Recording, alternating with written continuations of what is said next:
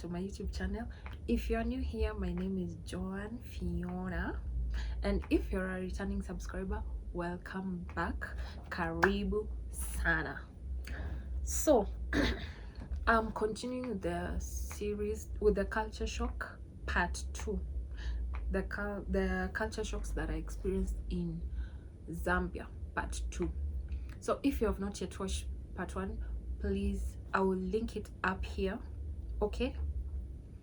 So you go and watch it, all right? Thank you. So go and watch it, like, share and subscribe, okay? Don't forget to do that. So guys, I told you I have a flu.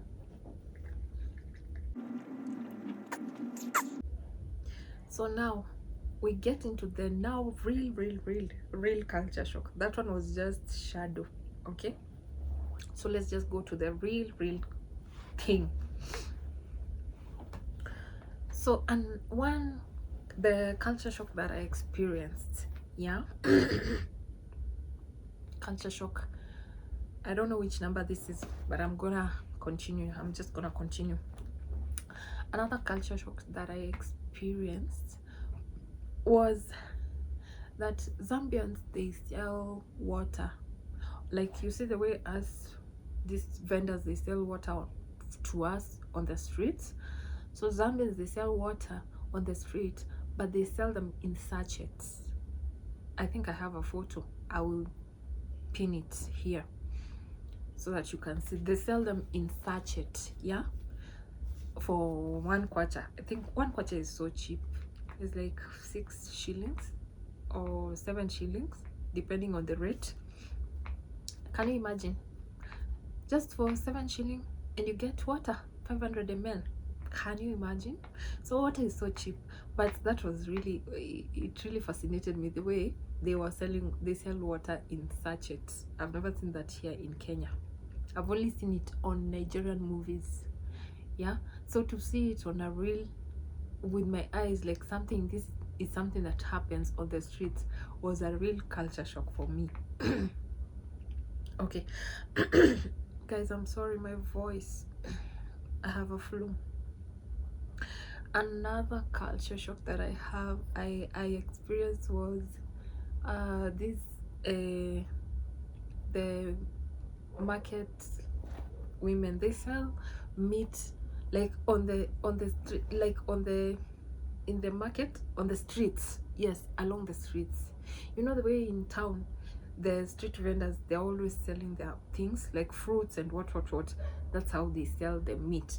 And especially I saw this, they were selling the goat meat and pork. Those are the only meats that I've seen that they sell on the street, yeah. So that was a real culture shock. I was like, gosh, when people are passing, like, don't these people fear like the dust and all those dirt going to the meat? I was so shocked to see meat, like they just put meat on the streets like that. That was a real culture shock for me. Yeah. And another culture shock, and this was a big challenge for me, I really struggled, was at the butchery. When you go to buy meat at the butchery, my goodness, you will wait for them to cut for you. Yo. You are going to wait. You will wait until heaven comes down. They won't cut it for you. You just go, you order your meat and you leave. Nothing like cutting. So I feel like Kenya, we are so spoiled.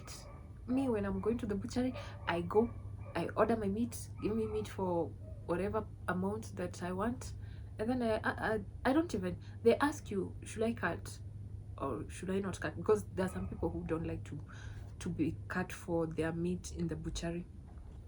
Me, there's someone willing to cut for me meat, and I let that chance go. Never, can never be me. My friend, you'll cut for me that meat.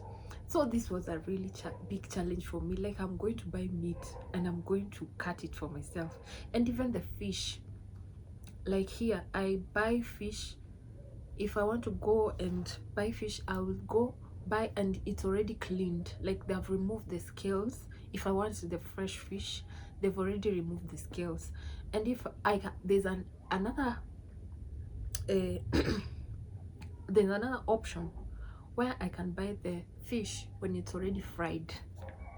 Yo, in Zambia, yo, I struggled. I struggled, my friend, to eat fish. I never even ate fish because if I only ate fish on the, like, where the ready-made, like where you order fish they bring. But just to buy fish to go and cook in the house, I never did that because I was just thinking of that hassle. I buy the fish, I go and remove the scales, I start deep frying it, then that's when no way.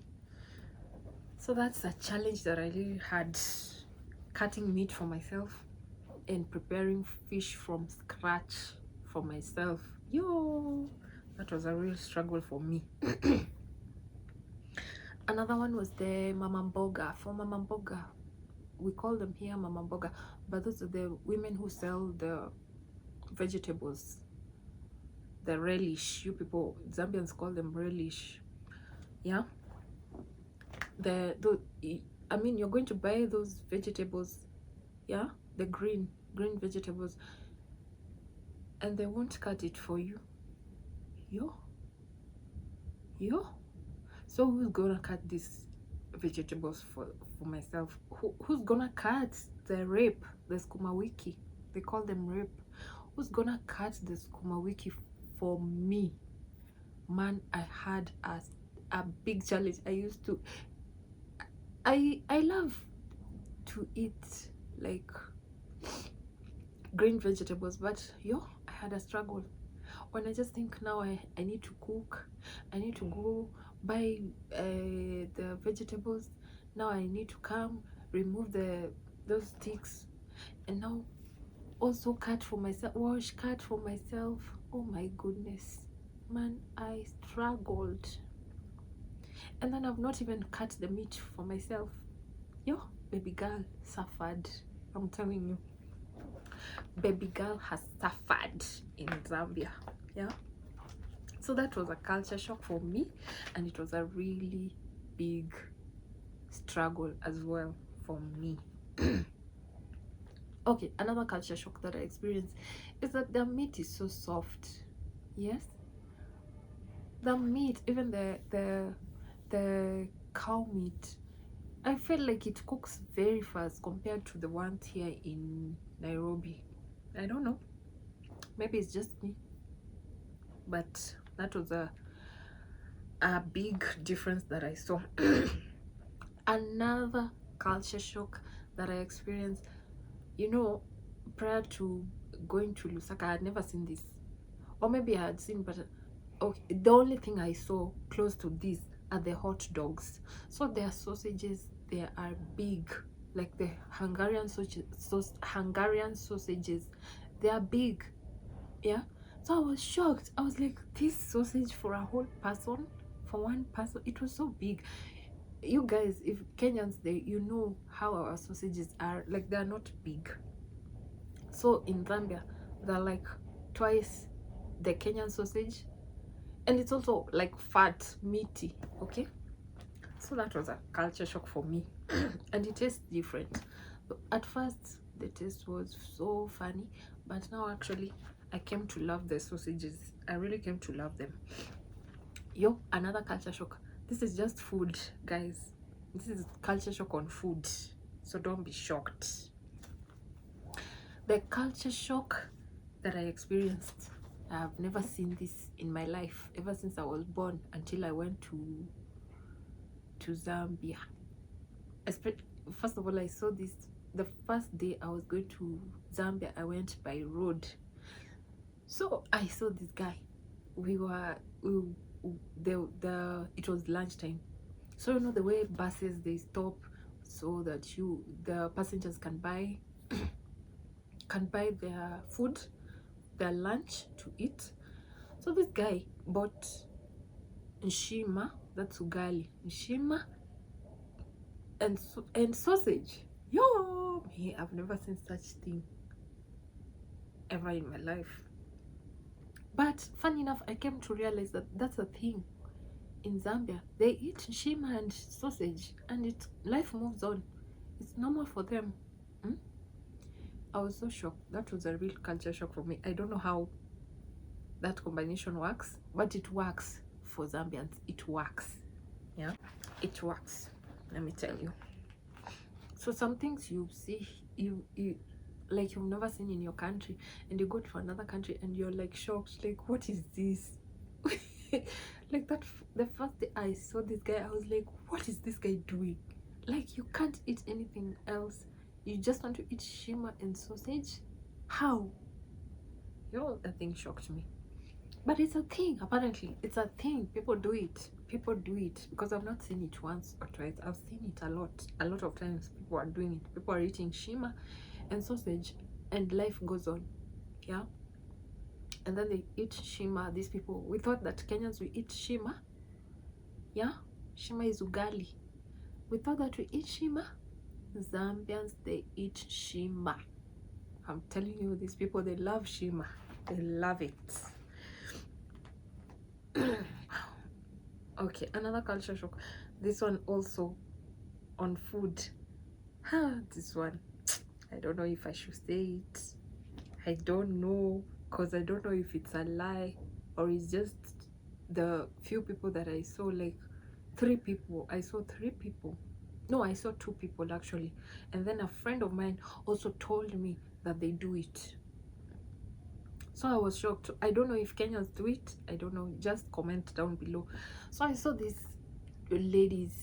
They were eating rice, like plain rice. Yeah, they were eating plain. Oh no, guys! Imagine. I just noticed that my video cut short. Yeah.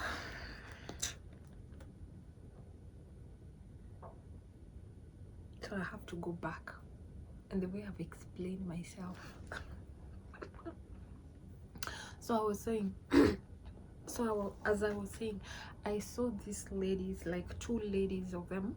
They were eating rice, and there's this lady, she just reached into her handbag, and when she reached into her handbag, she removed sugar.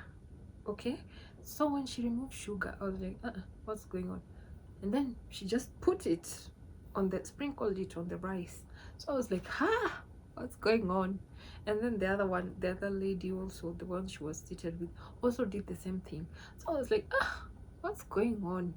Rice on sugar on rice? Because I have never seen this thing. And you guys, if you're Kenyans or you're from a different country, because I know people are watching me. I've seen Zimbabweans, I've seen Canadians who maybe I'm sure maybe are Kenyans and Zambians at the same time, and I've seen Americans, I've seen the UK, they're watching me. So guys, thank you also for watching me. Make sure you just don't watch, subscribe, okay? Because here I'm gonna give you content. Yeah. So I don't know if you're from a different country or from a different culture and you do this, please let me know. Even the Kenyans, because me, to be honest, I've never seen a Kenyan putting sugar on rice. I have never. Maybe they are, but I have never seen. So also 1 minute. So as I was saying, guys, I think I noticed my volume wasn't, my audio wasn't clear. So I hope this one will work. I hope, because I'm tired. I'm repeating myself for the 2nd time because I was just recording myself and this thing wasn't recording. Okay. So as I was saying, please, I would really like to know if you're in a culture that they put sugar on rice, because there's also a friend of mine, a Zambian friend, who also told me that she likes when her rice she puts sugar, she puts milk and sugar. And I was like, no, no, no, no, no, no, I can't do that. That's an abomination. I can't do it. Yeah, so I don't know. Let me know down on the comment section if you do that, or if you're from a culture that does that, or maybe it's just a habit. Maybe it was just the habit that I saw, and also my friend told me that she does it. I don't know. I don't know, to be honest. Yeah. So that was also some kind of a culture shock for me when I saw it. Yeah. Also, I also realized that that these Zambians, they use the mode of transporting goods, they use the wheelbarrows, while us here in Kenya, in Nairobi specifically, we use the cart. Yeah, if you know what the cart looks like. I think I have the pictures. I will put them side by side. Okay. And then the wheelbarrows in Zambia, they're like extended. Yeah, they are extended. So like when they put goods on the wheelbarrows, that wheelbarrow is extended by some, I don't know, how do I call them. I'll put a photo. If I get, I will put it down below. So I was so shocked, because I was saying, I thought that these people, they are using too much energy and transporting little goods. And if there's a businessman who has a lot of goods, eh, that means that this guy is gonna have to go and come back, go and come back, and then they are using too much energy for transporting too little. Yeah, I don't know if it makes sense, but for me, it didn't make sense. But at the same time, these people, they've been doing this thing, they're used to it. Who am I? That was just a culture shock that I experienced. Not to say that it's a bad thing, that's their way of living. As we have our way of living, and I'm used to what I'm used to. Yeah. And the wheelbarrows, these wheelbarrows, most of them, as far as per what I know, is that these wheelbarrows now, we use them in the up country. Most of the people use them in the up country, maybe to transport maybe food from the farm, or just little goods. Yeah. Yeah. So that's why this thing was a culture shock for me. Yeah. And then another culture shock, this one I should have started with it. Yeah, don't know why I didn't start with it. Yo, Zambians, in Zambia, there's a lot of Chinese. I know in Kenya right now they are coming up, and they're many, but yo, in Zambia, these people are many. Chinese, there are many. And then there are so many Chinese shops in Lusaka. Yeah, I can only speak about Lusaka. There's so many Chinese shops in Lusaka, which was a good thing, because when I was bored, I just used to go to the Chinese shop, window shop, or buy something here or there, the small things that I can carry. But you know what? I was thinking, if I go to stay in Lusaka and I have a big house and I have money, my friend, yo, I will be finishing all my money in the Chinese shops. I also have a video that I've already done in one of the Chinese shops that you can go and watch. I'll link it up here. Yeah, so when you finish this one, just go and watch it. I'll link it up here and on the description box down below. So please consider going to watch, okay? Yeah. So yeah, there's so many Chinese people and Chinese shops in Lusaka. That was a culture shock for me. Yeah. Yeah. And then another thing that I realized, this is not really a culture shock, but I realized that there in the CBD in Lusaka, I think the most offices and most government offices are outside the CBD. That's what I noticed. Yeah, I noticed even the government offices, most of them are outside the CBD. So I don't know if I'm right or I'm wrong. Maybe someone corrects me, but that's something that I noticed. Even the fancy restaurants, maybe if you want to go to just a nice place in CBD, I don't think I I couldn't get just a nice restaurant in CBD. Yeah. I couldn't get, to be honest. Let me not lie. Yeah, maybe I didn't walk around well, but I couldn't get. I couldn't. To get just a nice restaurant in the CBD, I couldn't get. So yeah. So the last, this is the last one. The last one is this one. You can take it with a pinch of salt. I don't know. Yeah, but this is my observation, and this is my culture shock. So please don't be offended. All right, don't be offended. And this is not to body shame anyone, not any woman that I saw, none whatsoever. But I noticed that the women in Zambia, okay, there's a high percentage compared to the Kenyans that I've seen. They have a lot of facial hair.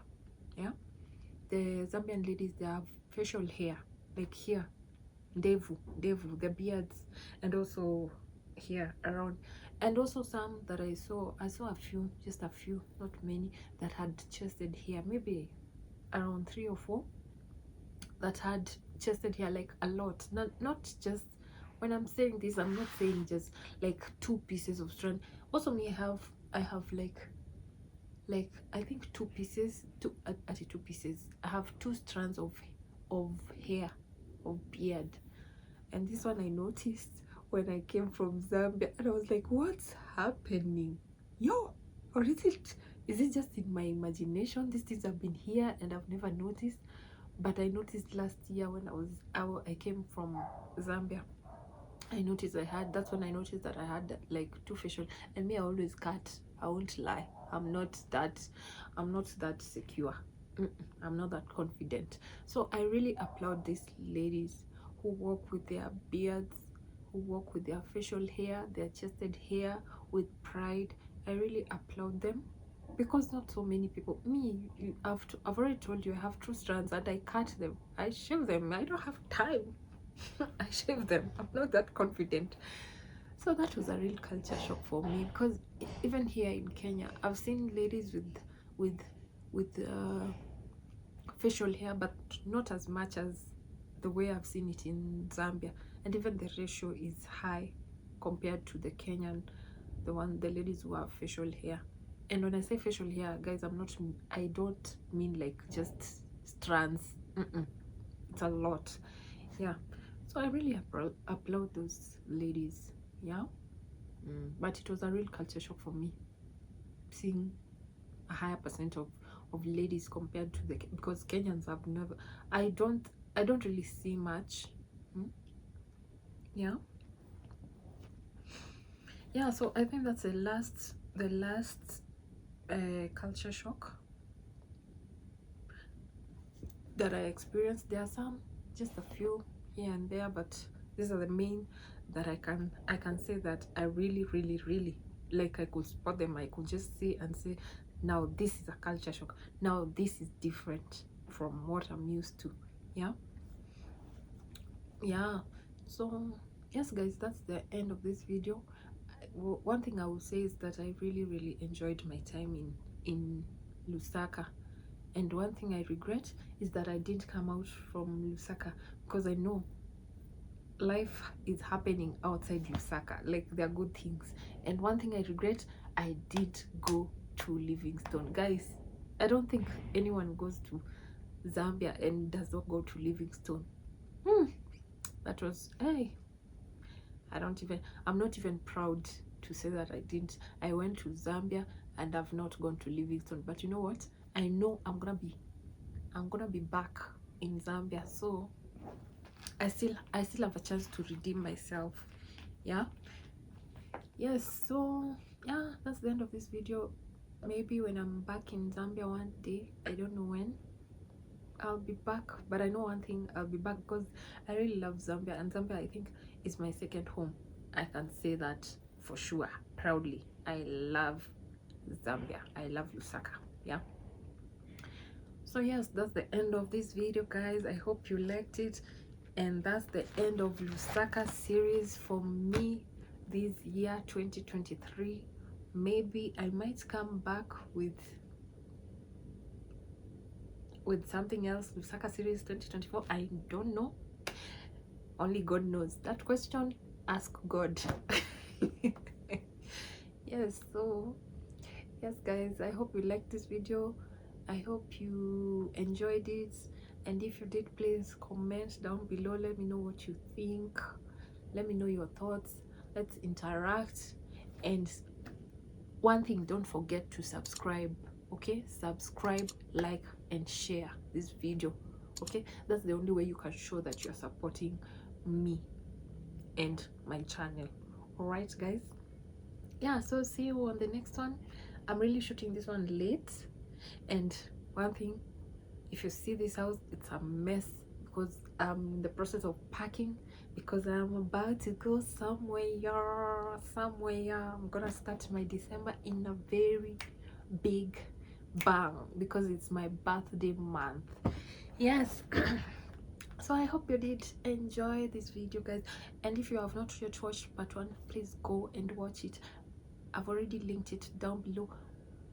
I'll link it down below, and it's already up on this this kaba up here at the beginning of the video. Okay, so please go and watch it. Okay, go and watch it, show it some love, like, share, subscribe. Bye guys, see you on the next one. Mwah. And also, please be prepared to be sick of me where I'm going. Just be prepared to be sick of me. Okay, bye guys, see you soon.